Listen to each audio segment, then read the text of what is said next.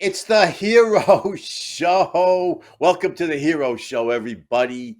Starring the irrepressible Andrew Bernstein and the robust Robert Begley.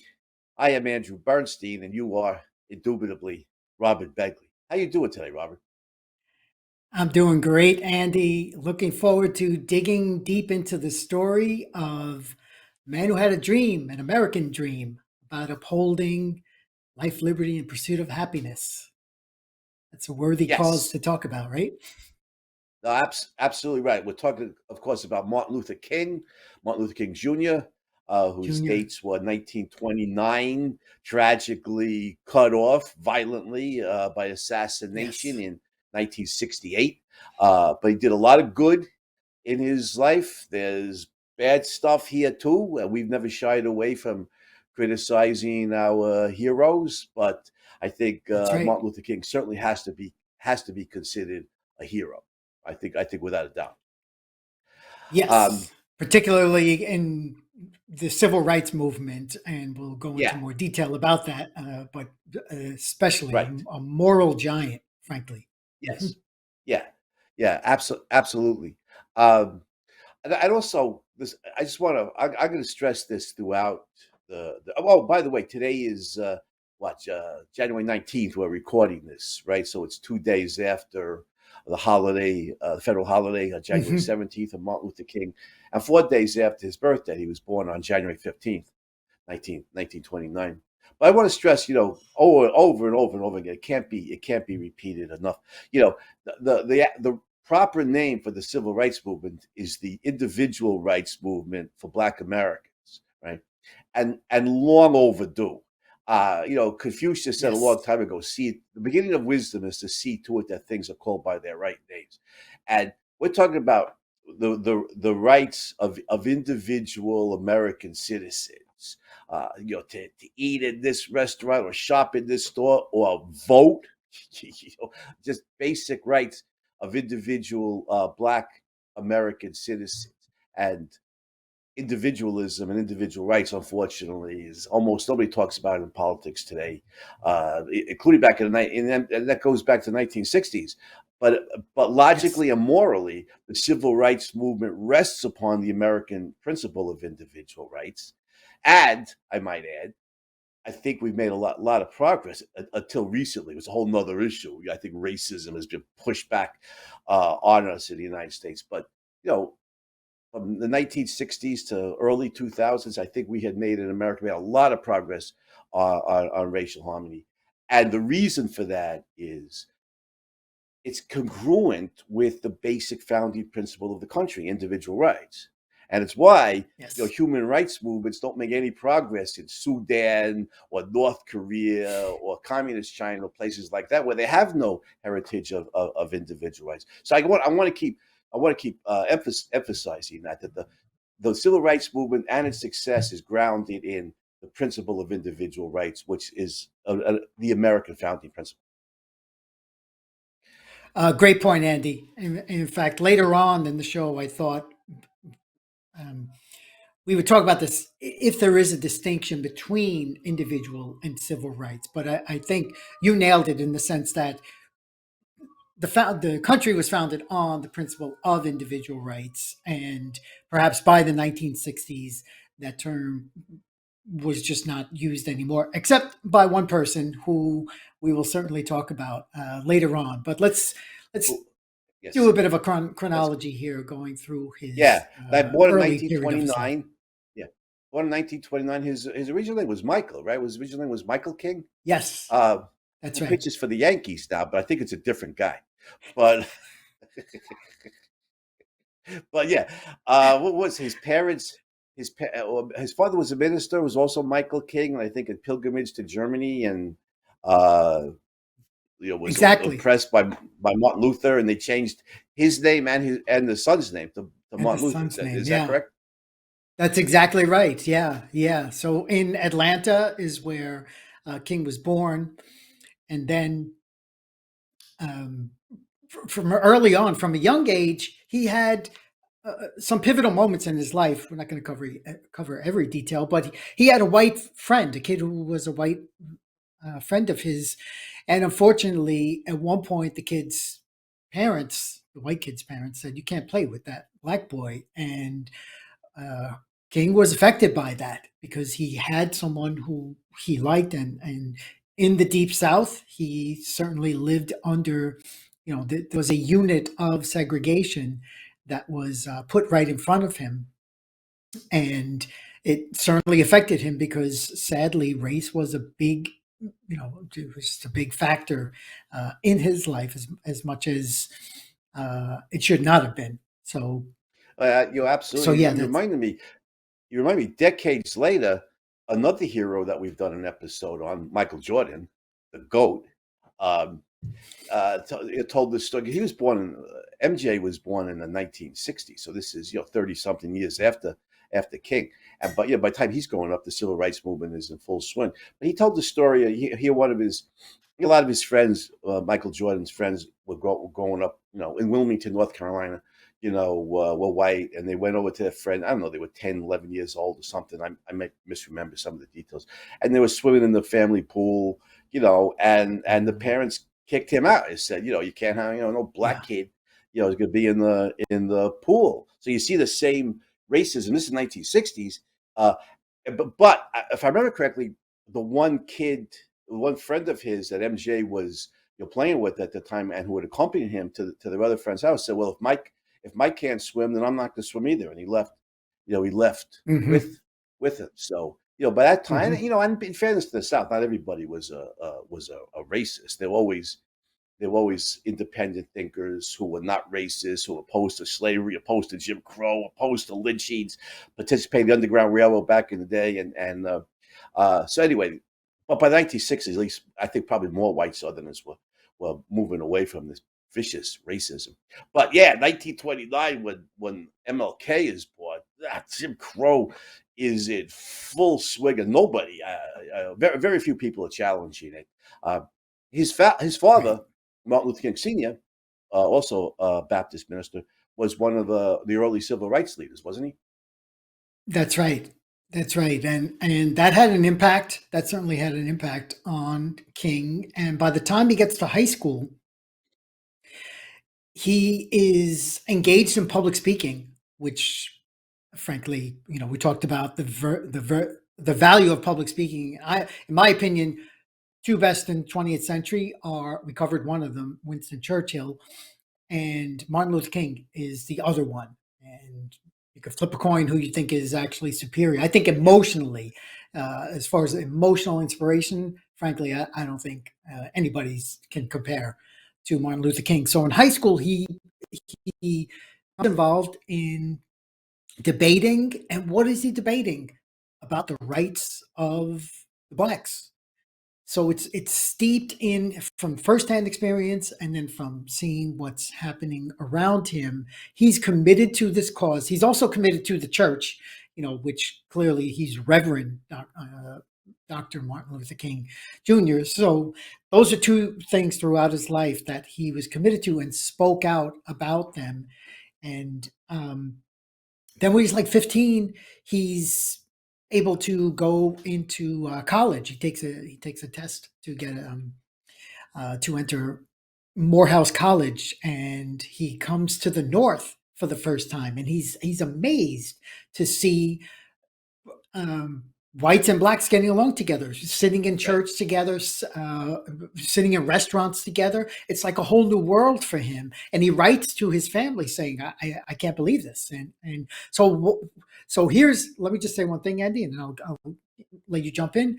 But here's one aspect that he never grasped: the North was more, from the Civil War, more capitalistic, and therefore equality before the law was much more apparent. And that's one message, sadly, we could say right now, King never really grasped. Uh, Yeah, let you yeah. His, jump in his here. later years, he was anti-capitalist and openly Yeah. stated that he supported Hmm. democratic socialism.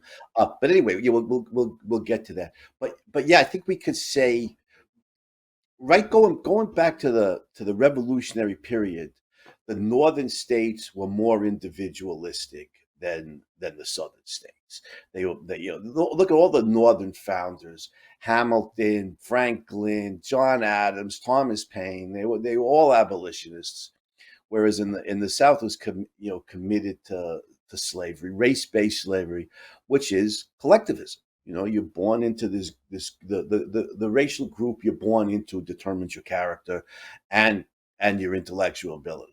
Right. That's the essence of racism. It's groupthink. It's collectivism. Some of the Southerners were often very mixed. They were very individualistic, often regarding white white people, but utterly collectivist regarding the difference between white and black. Yeah. And I think in the North, the individualism was more thoroughgoing, more prevalent, more deeply rooted. And when you're right, when Martin Luther King Jr. went to college in Connecticut, right, he was very impressed by much more. I'm sure there was still racists, anti-black racists. Well, I knew plenty in Brooklyn when I was growing up in that Hmm. exact period. Well, a Hmm. little bit later in the 1960s. This is in New York City, not Selma, Alabama.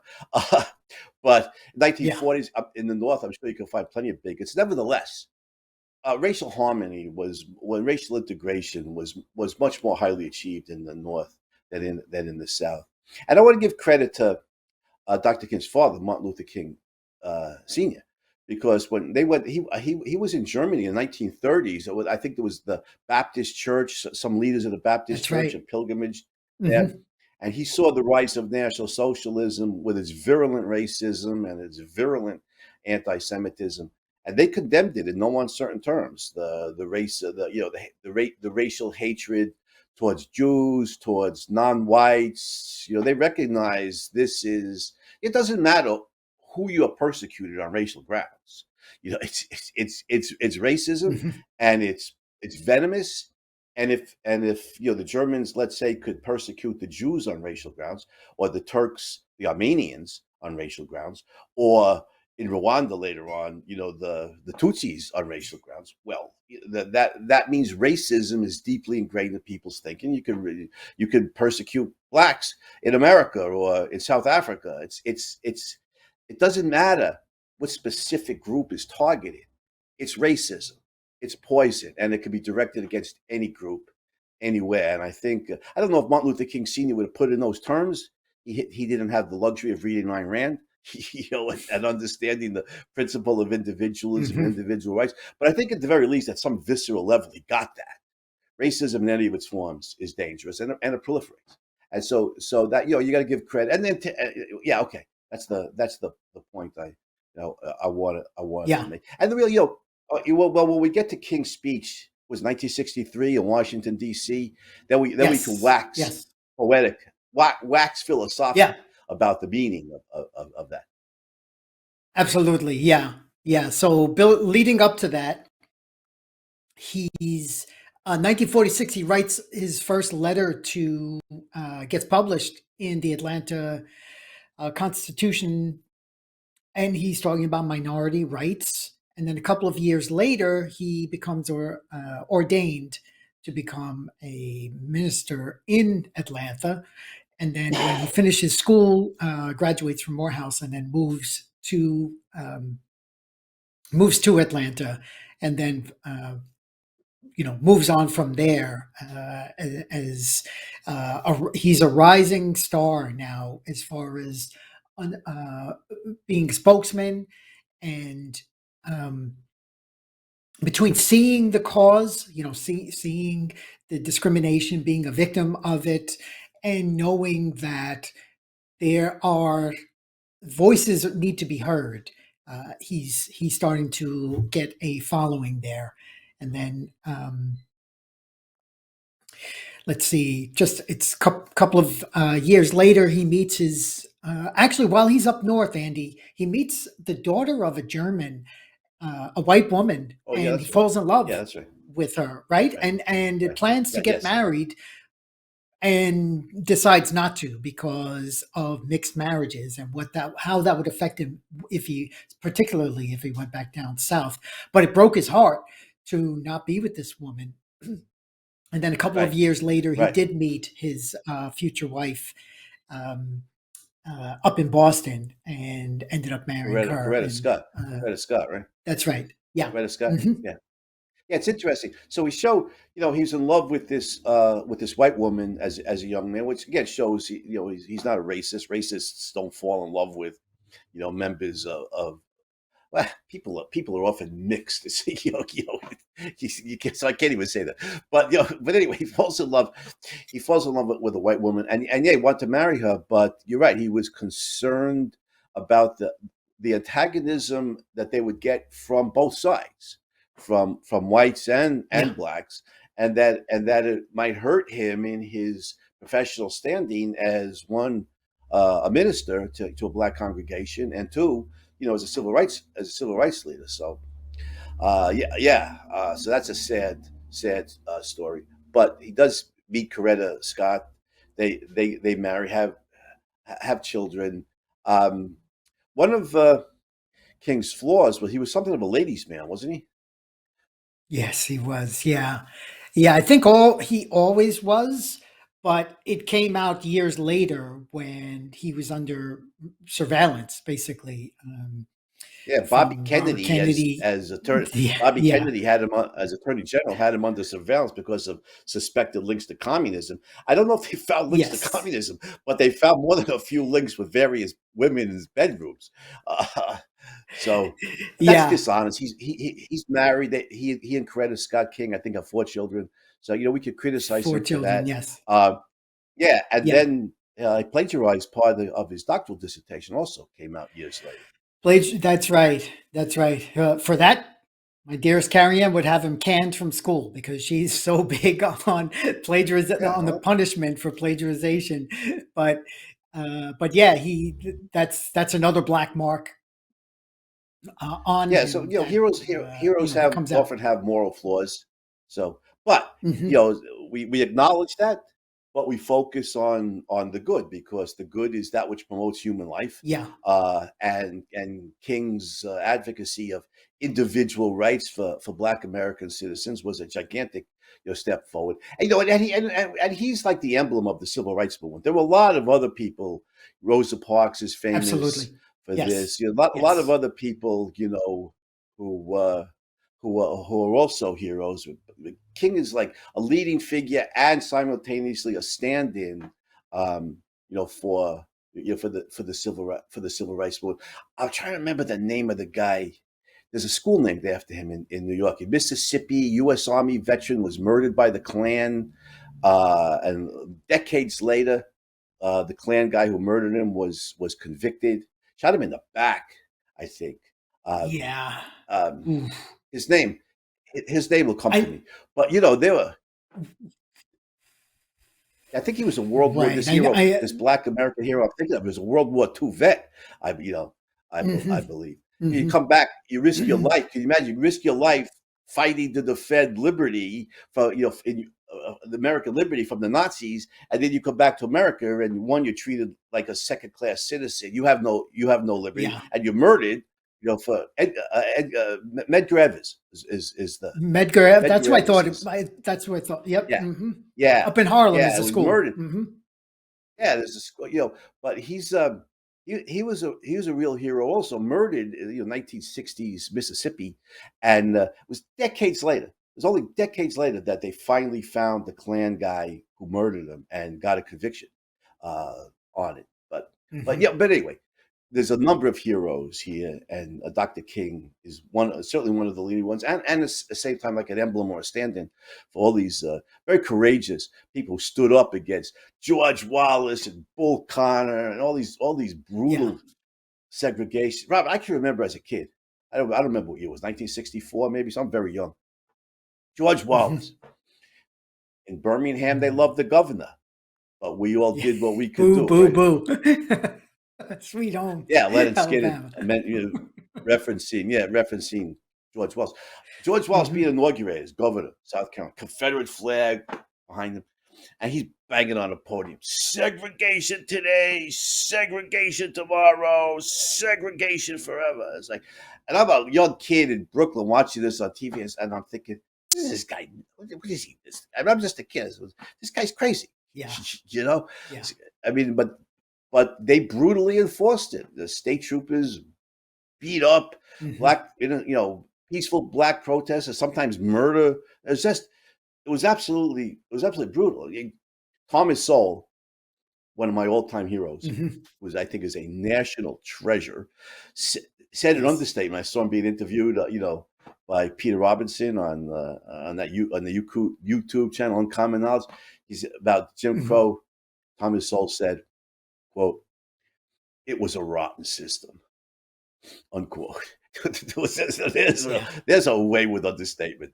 Yeah, it Yep. brutally violated the Yeah. rights of Black American citizens, including World War I and later World War II veterans who had fought, bled, and sometimes Hmm. died for their country. So I'm sorry. Yeah. So I had to get that No, that's across. okay, Andy. And also, just staying on the theme of bad philosophies, in 1949, King had studied Marxism. He wanted to know what's this thing everybody's interested in, and he Yeah, rejected it. He Thomas rejected Thomas Sowell aspects was of it. Thomas Sowell was studying Marxism at around the same time, wasn't he? I think in the late 40s or early 50s, I believe. But anyway, I'm sorry, I Yeah, interrupted you. and yeah. So, but for King, the first of all, the atheist side, being a theist his whole life, that was one aberration, but uh, one rejection, but also the idea that um, the materialistic aspect of Marxism, he rejected that as well, and there was a rights aspect because and the ability to have choice in the matter. I think that was, to me, that's the most important point, because if there's one thing that's going to come out of this episode, why we celebrate him, is choice and free will, and what the requirements are of a moral character.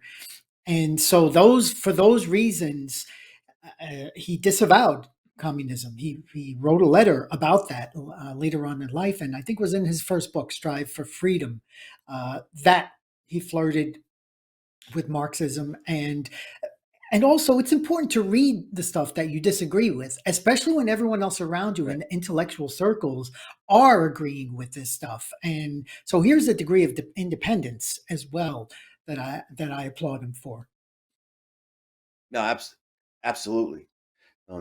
Absolutely. Mhm. Unfortunately, I think will see later on in his life perhaps some influence of Marxism in King. But Yeah. that we'll get to that. The civil rights movement. So he's 25 in 1954. Right, the civil rights movement in the Hmm. South start to gain momentum. And by the way, Robert, we should point out another hero here who we haven't done a show on yet, but we should, and that's Booker T. Washington, Oh because yeah. Booker T. Washington Yes, not only ran definitely. Tuskegee Institute brilliantly and trained a lot of young blacks, for honest, hardworking, productive careers, but although he was condemned, rightly or wrongly, as an accommodationist, that he wanted to accommodate Jim Crow, uh, while Mm. building up the economic strength of Black Americans. Nevertheless, he not only backed court cases, that challenged Jim Crow. The most important thing Booker T. Washington did, I think, that contributed decades later to the civil rights movement was he raised money from Northern capitalists to found schools for black children across the Jim Yes, Crow South, because the racists who yes. ran the state legislatures in Mississippi, they care about educating black children. But he Yeah. raised money, Hmm. Washington raised money from, people at Rockefeller's staff at Standard Oil. What's his name from Sears Roebuck? Julius Rosenwald, I think, from Sears Roebuck. Mm. Uh, yeah, it Okay. was the head of Sears Roebuck, put in a lot of money, and Booker T. Washington was able to found, I think, thousands of schools, small elementary schools for black children across, various states in the Jim Crow South, realizing the value of education. And I Yes. asked a friend of mine who's an American historian, an expert in the 20th century, did that help fuel the? Because I know how Washington was criticized. But did that help fuel the rise of an educated black class that decades later spearheaded the civil rights movement? And he said, absolutely. And so, Hmm. yeah. Hmm. So I think we got propers here to Booker T, and Booker not T. Booker T Wasn't named that the name of Jesus, one of the although like schools? He, I think that was the name of the school that what? King went to in like grammar school or high Oh yeah, school. that's right. That's right. The high school in Yeah. Atlanta was the one Hmm. high school for blacks Right. in Atlanta. Was Booker T. Yeah. Washington? Yeah. Well. Yeah, that's Makes right. sense. That's right. Yeah, it does. It does. And Hmm. we'll have a whole show on Booker T. Washington. Uh, so, but Yes. And we'll we'll play the MG's that's theme yeah, the as Booker an T and the introduction. MG. Green Onions or Time is Absolutely. Tight, one of those two. They were Motown. They were Oh, Motown band, right? they Yeah, were. oh They yeah. definitely A were. lot of great Hmm. music. A lot of great music out of Yes. Motown.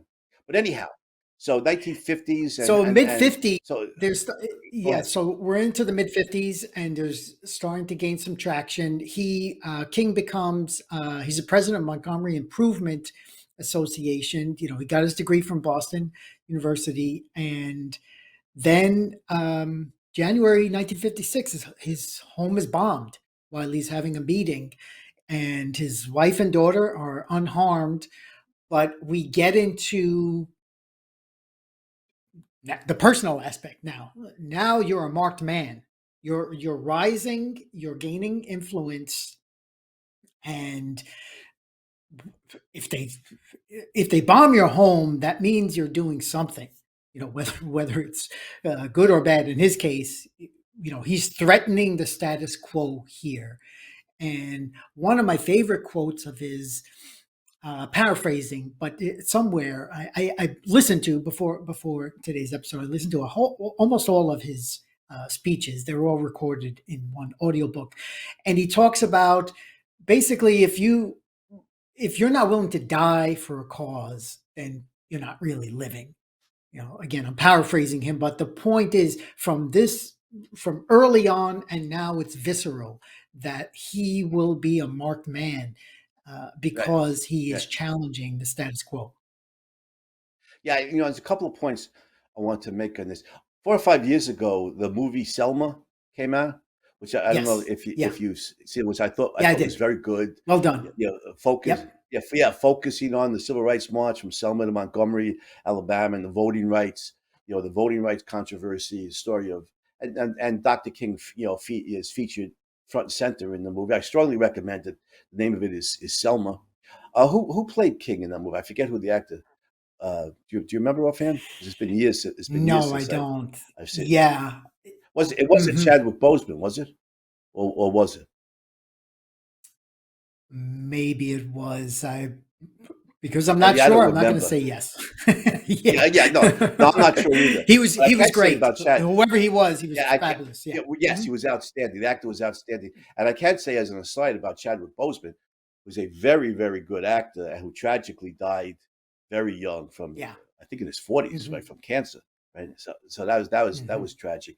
But going back to the civil rights issue, 1950s Alabama, Birmingham, Alabama became known as Bombingham because the Klan and their offshoots, these Hmm. various night riders, they bombed black homes, schools, churches, blew up little kids. They show that early in Hmm. the movie in Selma, blowing up little Yeah. kids. Yeah, and it's just horrific. And just one last point I want to make: our former Secretary of State, Condoleezza Rice, was a very, very brilliant woman and who I respect more than Hmm. most politicians. Uh, Insofar as she was a politician, I respect her. She said, if I remember Hmm. correctly, her father was a minister. Now I think it was somewhere in Alabama, and night riders came to burn down the church. And that's right. She was explaining why she supported the Second Amendment. And she said it was only because her father and a number of parishioners had shotguns and everything, and they were armed, and they could chase the night Yeah. riders off. That the church was spared, and Hmm. maybe homes and stuff in the lives of their family and including children. So yeah, being a Black American in a Jim Crow South was dangerous. And if you stood up against the Jim Crow laws, it was really dangerous. So Yeah. So Yeah. these are actual So real sad. heroes to challenge this They're rotten real system. heroes. And mm, mhm. Go ahead. So the following year, after that, King is named the chairman of the Southern Christian Leadership Conference, title that he holds for the rest of his life. And here's an organization where he really has a forum to speak and to take activism. And he's on the cover of Time magazine, so he's a rising star. And then he makes a national address. Right in front of Lincoln, right at in D.C. Give us the ballot is the title of his famous speech, and even the referent there is that we want to vote, we want equality before the law. Basically, he's not asking for special privileges. He wants equality before the law, something that he did not see, something that Yeah. the Declaration and the Constitution strive to uphold. Okay, could you imagine American citizens wanting the right to vote? I mean, wow, what a bizarre concept. They want, they want their, well, they do have the right to vote. They want to protect it Yeah, so yeah, that they can vote without being, harassed or beaten or killed by racist thugs. yeah, yeah. And And something, LBJ, Andy, well, yeah, go go ahead, ahead. Robert. Well, No, LBJ just was staying an with the old, time. So finish. I'll wait. yeah, LBJ was an LBJ. old school Texas segregationist, right? And Yes. but he was also an adroit politician, and he saw which way the wind was blowing. And Yes. Kennedy, John Kennedy, Northern Democrats like John Kennedy were in a tough spot like that back then because it's often been pointed out by Kennedy's detractors that he voted against in the U.S. Senate voted against civil rights legislation in the 1950s. Uh, was Yep. Kennedy himself a racist? I'm guessing probably not, but he was a Democrat. And the Dixiecrats formed, the so-called Dixiecrats, the Southern Democrats, formed a huge and influential wing in the Democratic Party. They called it the Solid South, right? The South That's was right. solidly That's Democratic from Lincoln to Reagan. You could almost Republicans didn't even Republican presidential candidates very often didn't even bother to campaign in the South because they knew the hmm Solid South was going to be solidly Democratic. So yeah. Kennedy probably to try and keep harmony with the Democratic Party. I'm guessing when it went against the civil rights legislation when he was a senator from Massachusetts, and probably a big reason why LBJ was on the ticket in 1960 as an old school Exactly. Dixiecrat Texas segregationist hmm and a real bastard, even as politicians go, from what I understand Yeah. about Yep. LBJ. But he saw which way the wind was blowing. And the good news is that he supported voting rights legislation, federal voting rights legislation to protect the rights of Black Americans to vote. I mean, it's like inconceivable. You got to protect the rights of American citizens to vote. But yeah, in the Jim Crow South, the rights of Black citizens to vote were threatened uh, by all kinds of means, including threats of violence. And it goes back all the way to the Reconstruction and the forming of the Yes. KKK. And, in the hmm Reconstruction era, the intimidation against Republicans and against blacks for voting. So, hmm one good thing it may raise Robert, it may raise LBJ one rung in hell, but he did support that voting rights legislation, even if he himself may or may not have supported it, but based on the political realities of the day, he certainly saw that it was politically the adroit move to make. Yeah. And I could say, just bracketing that topic, there's a real crude statement that he said about blacks that basically will have their vote for 100 years. And he didn't use the term blacks at the time. Yeah, But the I 1960 election, it's interesting, Andy, that King met with Jackie Robinson, who by 1960, for 13 years, he was almost single handedly fighting this war of discrimination. And we know how advanced baseball was as a sport, how important, we talked about this in the past episodes, how pivotal it was in American culture. And King had even said, without Jackie Robinson, if he didn't do what he did, I could not have done what I did, especially the nonviolence approach to peaceful protest, which is what Robinson was a model for in baseball, where he knew he could not fight back. And in 1960, the two of them met because Robinson supported the Republican Party, the party of Lincoln. Yeah. Okay, the party Right. of, Oh, at that sure. time, it was Nixon, and King was not sure. King's father definitely went Democrat, but he was not sure, and that was one of the moments in his life where he's with Jackie Robinson, and that's a great story, a great encapsulation of American history here, where these two towering figures are together. And the election, Kennedy wins. So there's more and more of a rise for the civil rights movement thanks to that. And he gets arrested. King gets arrested in 1960. He gets arrested again in 1962, and he's bailed out. He writes this famous letter from Montgomery jail, where he's talking about the rights of blacks, equal rights, and pretty much brings us to 1963, which is, all of this is setting the stage for Let me ask you. clearly. Yeah, the Yeah, go march ahead. on Washington. Yes. But let me ask you a question. Yep. So Martin Luther King Sr. was a Democrat in Georgia. Is that I right? I think in mean, that I think in that election, Andy, he oh, in did go for 1960, in Kennedy. 1960, you mean? Yes, but 1960. not Oh, before yeah, then. okay. No, That's no, right. no, Yeah, not because before yeah, then. the yeah, sure, the Democrats in the Jim Crow South, they were the party of segregation, they were the party of the Klan, they were the party of lynchings. If Black Yeah, Americans in the South got involved in politics back then, they were Republicans. Uh, that's right. and Jackie Robinson. Well, Yep. Jackie Robinson and his family had moved from the South to California, right? But yeah, but he was certainly a Republican for most of his adult life. I just want to say something about the Republicans here because they were always the party, the less racist party, the less the party less violent towards blacks. But they really missed, an opportunity. The Democrats were brutalizing Black Americans back then, Yes. and I would argue not on this show. I was just in passing argue the Democrats are still brutalizing Black Americans with the welfare state and Oh their yeah. public Yep. schools and their opposition to school choice and the minimum wage laws and all those socialist, semi-socialist policies. But the Republicans, first of all, who had claimed to be the party of individual rights, the Democrats were never the party of individual rights. They were a party of racial collectivists and later Marxist collectivists. Republicans claimed to be the party of individual rights. They should have reached out to Black Americans, one, on moral grounds, and then two, just on the moral is the practical. Then you get the Yeah. vote of of Black Americans. But the Republicans Hmm. missed that opportunity.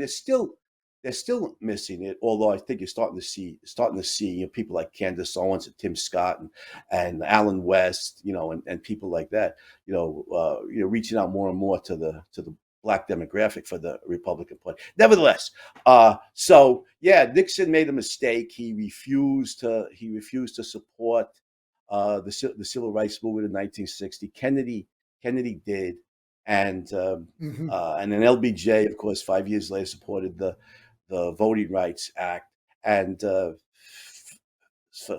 that and various other reasons, most Black Americans have switched allegiance since then from the Republican to the Democratic Party. Yeah.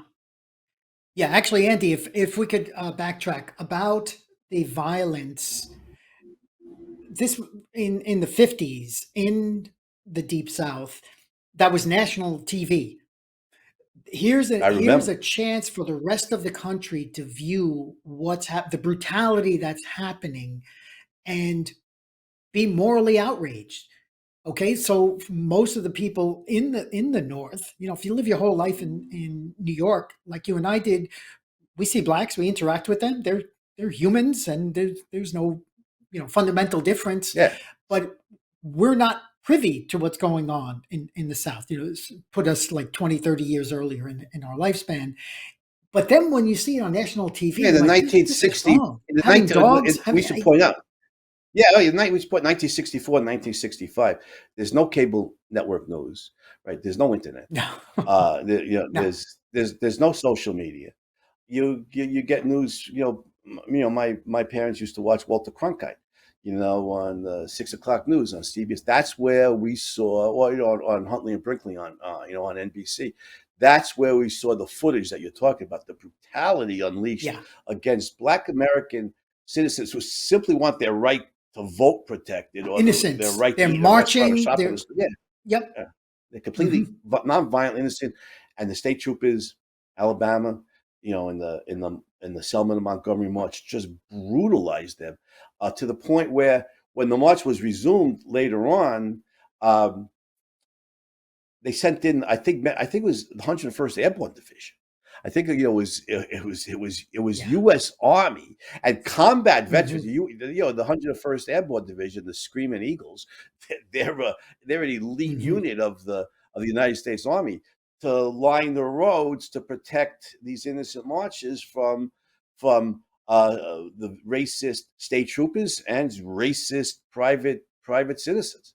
I mean, yeah, I Hmm. remember. I remember very young, seeing it on TV. I was even, I was shocked, and I think Americans across the country were shocked And by outraged, this, and right? yeah, shocked and outraged, absolutely outraged, and it gained a lot of allegiance, for a lot of support for the civil rights movement.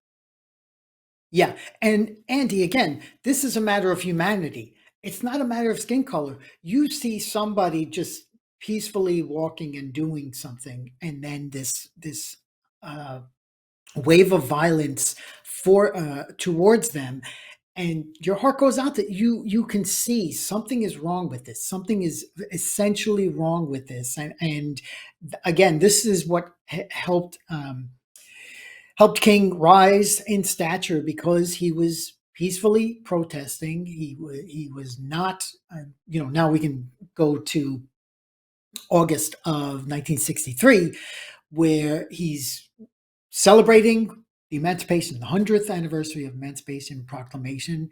Between 250,000 people are in Washington, D.C. He stands right in front of the Lincoln Memorial and gives, again, I said it in the beginning, possibly one of three, in my opinion, there are three greatest speeches in American history: one in the 18th century, 19th, and 20th.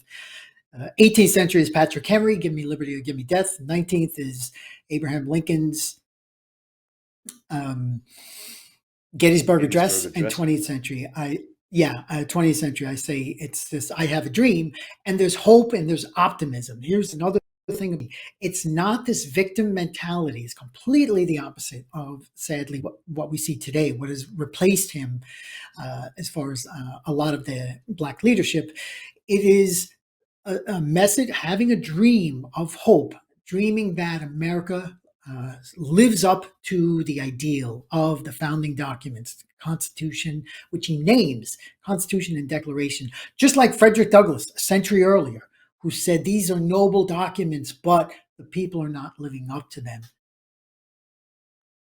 Right. Right. Absolutely right. And the part of that speech, the "I Have a Dream" speech in Washington, D.C., August 1963, I think that Yes. was, Hmm. that has justly garnered a great deal of attention, is when, part of his dream. Oh yeah, that's right.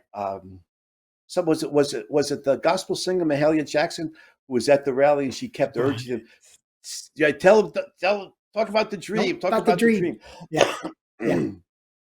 And the dream, of course, Hmm. is that one day my children, and presumably all Yep. children, will be judged by the content of their character, not by the color of their skin. And that's a Yes. brilliant formulation in support of exactly what you said before, Robert, about free will and choice. Because the color of my skin, I have no choice. I'm born into that. That's there's no volition involved. There's no Yep. choice. But the content of my character, that's open to my choice every damn day. the Yes. choices that I make. So it's a strong affirmation of free will. And Hmm.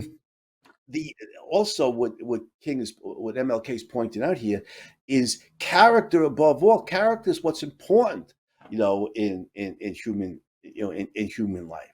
So if you're a rational human being and you happen to be white, let's say, you're much better off having honest black friends or honest non-white people in your Hmm. life in any way, shape, or form than Hmm. having white dishonest white people.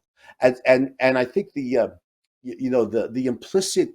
implicit underlying premise here is individualism. And that is we're Yes. individuals, and we're moral as individual members of the human race. We're moral agents. We make moral choices, and that's what's important about it. Not the group, racial morally, not the group, racial or gender that we're born into. Gender is important, obviously, romantically, but not morally. Uh, People are individual human beings are first, foremost, and always individuals who make moral choices, and only very secondarily members of some collective or some group. And I think his king, you're right, Robert. He is standing in a noble tradition with Jefferson and Madison and Lincoln and the American Frederick Douglass, a noble tradition of American individualists, not all of whom practiced it consistently, including King himself. That nevertheless, standing Hmm. up for the right moral principles, the principles that will improve human life on Earth dramatically. And in that regard, he is a very, very important innovator, an Ayn Rand type hero, a Howard Roark, Fountainhead kind of hero, in that he's an independent thinker and an innovator in the field of race relations, which is Hmm. enormously important, not only in the United States, but all over the world where racism Yeah. proliferates in dozens of different forms. So, yeah, Hmm. the King's principle here is deeply philosophical. Yes. And one other point that he makes, he says, we must forever conduct our struggle on the high plane of dignity and discipline. We must not allow our creative protest to degenerate into physical violence. Imagine if that was still true today. Dignity and discipline. So now we're talking about self worth. Okay. We're going internally. He wants people to be dignified, even in their protest, their what he calls creative protest. And I think this is another point of the aspirational point delivered with such emotion. Okay, if he just typed out the speech and handed it to 250,000 people, there would be the impact would be like this comparatively. But to say it with the emotion and like you said, yeah, Mahalia Jackson is saying, tell him about the dream in the background. Actually, album, the American Dream that I listened to, many times in Wow, childhood. he's still got albums. And Do my you have a turntable? albums, yeah, remember those things? Yeah, yeah. Yeah, yeah. So Well, they're coming back, aren't so they? Andy, I want to. They actually I hear are. vinyl and They turntables are coming back. Yeah, they definitely are. So if I could just switch gears. So this is All August right. 1963. A month later, in the Objectivist newsletter, Ayn Rand writes her famous article, Racism, which she says is the lowest, most Brilliant, crudely a primitive brilliant form of piece. collectivism. And then she concludes the first paragraph. I mean, read the whole essay, but she says and she talks about the fact that it's based on lineage, and she says which means in essence that man is to be judged not by his own character and actions, but by the character and actions of a collective of ancestors. So this not being judged, I don't know if Rand like took that from King like on purpose. I mean, clearly she was her own independent thinker, but or just grasp the significance of what he's saying, the moral Well, characters. those This is why we those are her titled the show. principles. Those are her Yes, principles. But she may have used the language in honor. She may have used the specific terminology in honor of the Martin Luther time King. juxtaposition is like a few days apart, and um, but the significance of her message, this is consistent now with Rand's message, and the idea of racism, collectivism, and determinism is what she says it's based on, and King is rejecting that, and I just think that Yeah. is a major part of what the man is about. No, absolutely. And I think everybody, Hmm. if you haven't read Ayn Rand's essay, Racism, it's brilliant. It's the most brilliant thing on Yes, racism I've ever read. It's in the Virtue of Selfishness, yeah, like you right. You that's right. just held up. Hmm. Strongly recommend. You could probably find it, on various websites, as well. Hmm. And right, Hmm. King is in this aspect of his career, he's an individualist. He's speaking and Yeah. acting. He's living out the basic founding American principles, and that's what makes him a real hero. And pointing out, as other people have also, but not as eloquently as MLK. Um, there's nothing wrong with America's founding principles. Indeed, America's Yeah. founding principles are brilliant and life giving. What's wrong is that Americans have very often not consistently and universally applied those principles. And I've Hmm. often pointed this out, and this could lead us to his opposition to the Vietnam War and the reasons why he opposed the Yeah. Vietnam War. I've often argued to people who will equate the United States with the Soviet Union or Nazi Germany or whatever, often argue. One, the secondary point is that the atrocities, 100 million people murdered by the communists, for example, Hmm. greatly exceed the atrocities perpetrated by the Americans. But that's a secondary point. The main point is that the National Socialists and Communists, when they murder innocent civilians fighting race war or class war, they do so in accordance with their founding principles. Whereas when the Yes. Americans perpetrate slavery or Jim Crow legislation and lynchings and everything, they're acting in violation of their own principles. So the communists and Nazis need to completely scrap their principles and completely alter them. The Americans only need to practice them. In fact, the principles the Hmm. communists and Nazis need to embrace are the American principles. That everybody needs to practice. I think Dr. King realized that as fully and as completely, I think, as anybody in recent, last 50, 60 years of in American history. Yeah, absolutely, Andy. And if you mentioned the Vietnam War and some of this is where sadly he moves to the left. He's pretty much Oh yeah, following the left yeah, talking yeah. points. And of course, on Rand, we were against the Vietnam War for the right reason, in the sense that Yes. America had no self interest being involved. But King wanted to take that money and pretty much put it into the welfare state. And that's just flat out wrong. So he doesn't Yeah. grasp the benefit that capitalism has offered. He's experienced it in the North, in as I mentioned earlier, in seeing the difference, and now he's just sadly he's becoming more of a traditionalist. What the left's talking points Yeah, are, he's becoming a and leftist. Yeah, yes. yeah, And hmm Ayn Rand points out brilliantly, the essence of capitalism is that's the system of individual rights. If Dr. King had grasped that, he would have realized that's what enabled the triumphs of the civil rights movement. Not that it was ever fully yes, triumphant, but 50 years later, and made a lot of progress. And then I think we start to regress for hmm various reasons, which are beyond the scope of hmm of this show. But for 40 or 50 years, following the 1960s, I think America had made a lot of progress, on racial integration and racial harmony. Still had a ways to go, but was definitely uh, moving in the right direction. The reason for that is, I mentioned at the top of the show, is the principle of individual rights is embedded in American culture and in the American yeah, heritage. And why is it wrong?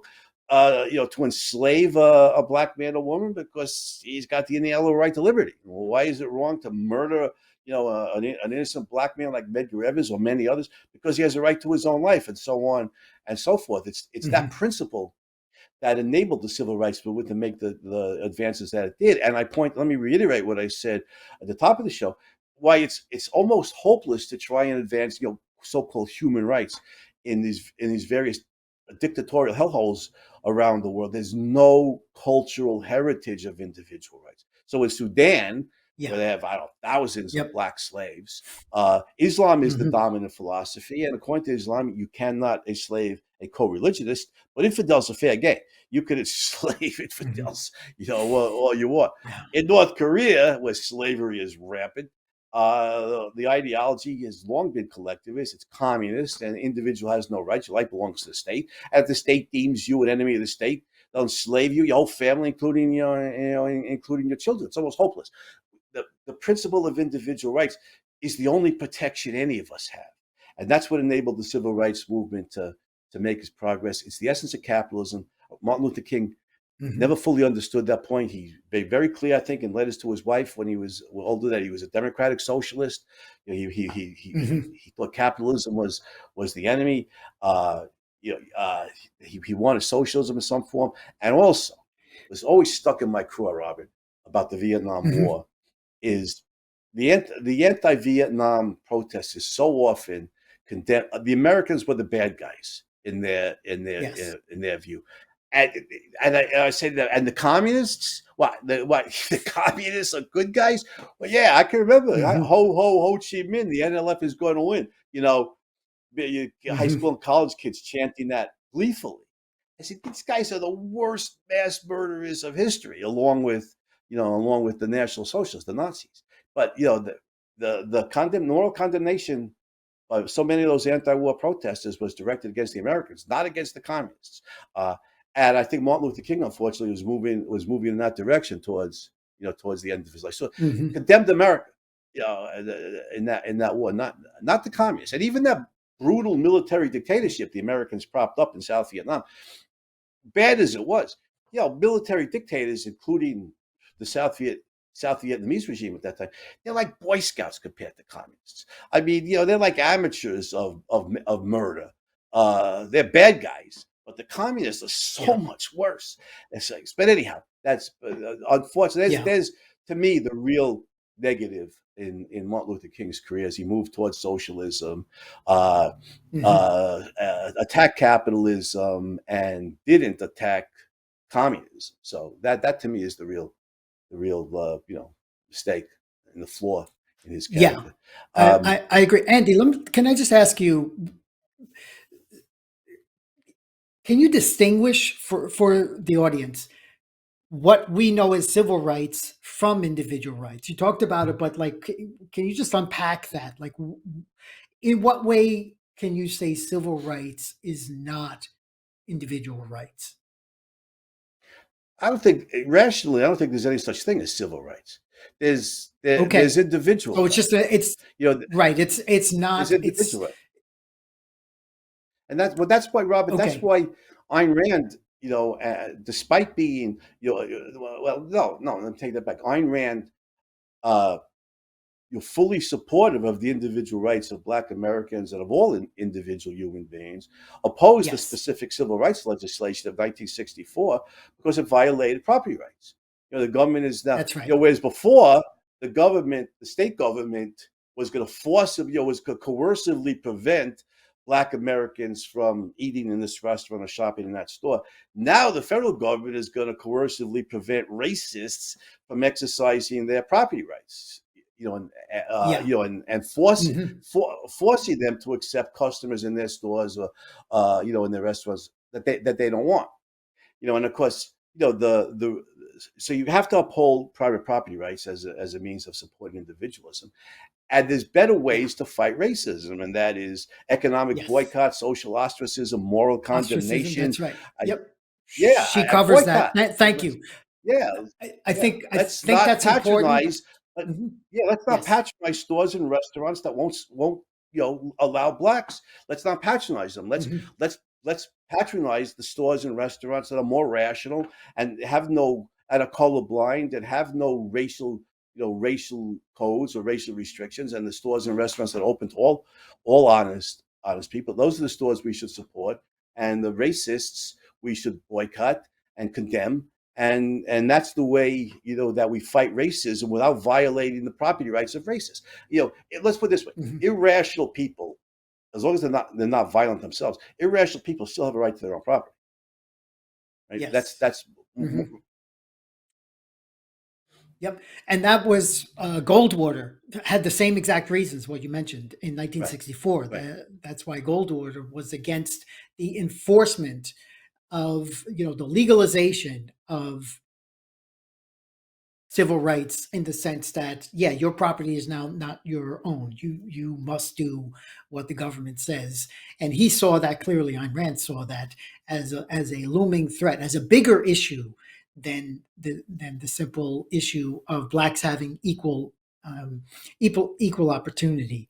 So as we're moving on in his life, he as you said, he's moving more to the left, more of the demonstrations. By the way, the 1963 one, it was the March for Freedom and Jobs. Now the freedom part, clearly he's 100% right. The jobs part is, well, that's up to it's exactly what you just said, Andy. It's up to the employer whether the employer is going to provide that job or not. And if there is, uh, expose any kind of, just like the Major League Baseball owners, okay, enforced racism until Jackie Robinson proved that, guess what, black players can be just as good and even better than white ones. And then eventually the owners, the greedy capitalistic owners, saw this and acted accordingly. And It's in the that's another rational point. self-interest. Yeah, Yes. it's in the rational Hmm. self-interest of any employer, baseball team owner or store restaurant Yeah. owner, to hire Yep. So. from the broadest talent pool possible, and to cater to the Mhm, broadest pool of customers possible. It's in their rational mhm, self-interest, but human beings are sometimes, perhaps even often, irrational, and so there's where you got your reason with them, or or yeah. economically boycott them, or things Hmm. like that. But that's the Hmm. rational and most effective. Moral is the practical, Ayn Rand showed us, and that's the moral way to fight racism, and consequently, long term, it's the practical way to do Yeah. So moving on towards the last couple of years of his life, as we say, he's tilting left. He's has this plan for what he calls a poor people's campaign, and then in April of 1968, there's a sanitation workers strike in Memphis, and King doesn't really want to go.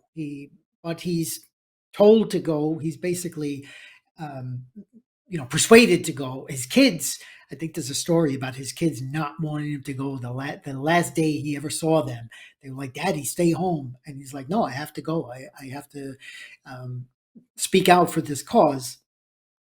And of course, we know what morning of April 4th, he gets shot, and his life is over, and the avalanche of, um, sadly, race riots break out, and the 1968, as such, was one of the most violent years in American history, and that was the first of the assassinations. Um, and it. Well, it's just yeah, go ahead, Andy. Mhm. it's all three. John Kennedy's assassination in 1963. Martin Luther King's assassination was April of '68. Bobby Kennedy's assassination, I think, was June of '68, which is the one I remember the most. Yes, They're all yes. under such mysterious circumstances. Um, did Lee Harvey Oswald, act alone and assassinate John Kennedy, and then Jack Ruby kills Lee Harvey Oswald in a police Hmm. station on national TV, uh, who was dying of cancer when he did it? James Earl Ray. There's a whole controversy about whether James Earl Ray assassinated King, or whether he was part of a broader assassination plot. Did it include, if so, did it include members of the U.S. government who assassinated Hmm. Martin Luther King? And then Bobby Kennedy, assassinated by Sirhan, this Arab immigrant. And he was an immigrant. I don't think he was a native-born American. I could be Hmm. Sirhan. No, But anyway, yeah. you know, what was the motive? What is in all three cases? I don't know if any clear motive, has been established for the assassination. So it's all mysterious. But uh, James Earl Ray never went to trial, but he confessed, right, and then later retracted his confession and lobbied for a trial, but they put him in prison and Mm. never never, it never went to trial. So, but Hmm. I don't know. All I know is murder is very, very, very wrong. It's certainly not Yeah. in a free country a political statement, or political tool. Now, if you're going to kill Adolf Hitler or Joseph Stalin or Pol Pot or something like that, you're doing humanity a service. But in a free country, Hmm. to assassinate the king or the Kennedys, it's this is not a political statement. It's not a political tool. It's just murder. And this this kind of assassination was tragic, and more than Hmm. tragic. It's an atrocity, and so it's a Yeah. terrible way for a great man's life to end. He might have been flawed, Hmm. but he was a great man in standing up for the rights of individual. This is as being a spearhead, a leader of the Yes. individual rights movement for Black Americans. That's I think that's Dr. King's lasting legacy. Yeah, I agree. Despite his flaws, he upheld the American dream of life, liberty, pursuit of happiness, spoke about freedom in the proper sense. He understood that skin color had zero impact on moral character.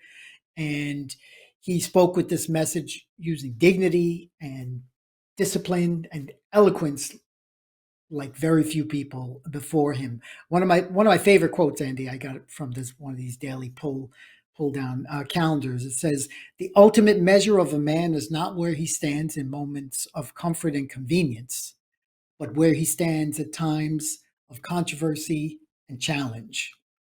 And King clearly lived up to that. Put his life on the line many times. Paid the ultimate price. Was he a martyr? That's like even a different as a Christian. He certainly his legacy of someone who stood on principle, lived and died for his cause. These are and the cause again in the show title, moral character over skin color. That cause is what trumped any of the other flaws. And that's why we consider him a hero. Absolutely. That's why we honor Dr. King, his recognition of Mhm. free will, and individualism Yes. over determinism and collectivism. And so I think Mhm. I think we should salute Martin Luther King, Robert, Yes. and uh, and I wish everybody, you and everybody out there in Hero Land, hope everybody, all of us, strive and succeed in leading a more heroic life. And we'll be back next week, Yes. everybody, on the Hero Show, Dream the American dream. We'll see you then. and live it, and live it. Yes. We'll see you next And week, live it too, everybody. more importantly. Yep.